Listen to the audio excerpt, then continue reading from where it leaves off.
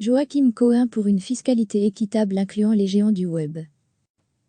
Le président du CDEV, Joachim Cohen, souhaiterait que les géants de l'Internet contribuent davantage sur le plan fiscal dans notre pays, ressort-il mercredi d'une communication du parti, également relayée mercredi matin dans le Newsblatt.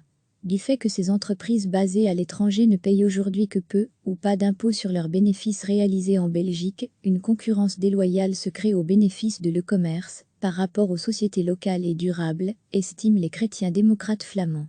Les achats en ligne sont populaires depuis un certain temps déjà et ont encore connu une augmentation avec le confinement lié à la crise du coronavirus.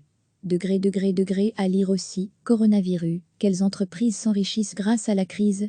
Nos sociétés locales ont raison d'être inquiètes, estime mercredi Joachim Cohen, ancien administrateur délégué de la société gérant le port de Zeebrugge. Il y a une forme de concurrence inéquitable qui doit être rééquilibrée.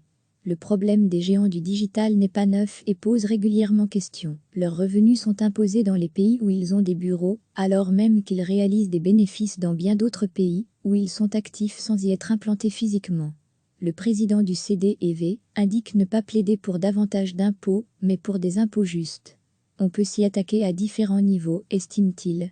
La Belgique peut très bien définir un cadre, tout en continuant à insister au niveau européen en vue d'une solution.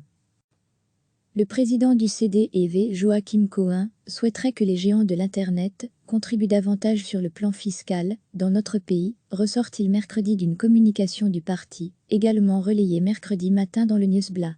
Du fait que ces entreprises basées à l'étranger ne payent aujourd'hui que peu ou pas d'impôts sur leurs bénéfices réalisés en Belgique, une concurrence déloyale se crée au bénéfice de l'e-commerce par rapport aux sociétés locales et durables, estiment les chrétiens démocrates flamands.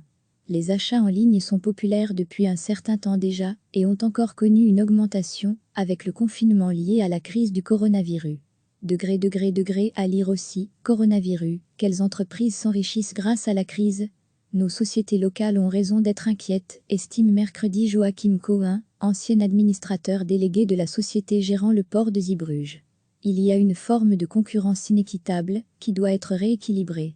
Le problème des géants du digital n'est pas neuf et pose régulièrement question. Leurs revenus sont imposés dans les pays où ils ont des bureaux, alors même qu'ils réalisent des bénéfices dans bien d'autres pays, où ils sont actifs sans y être implantés physiquement.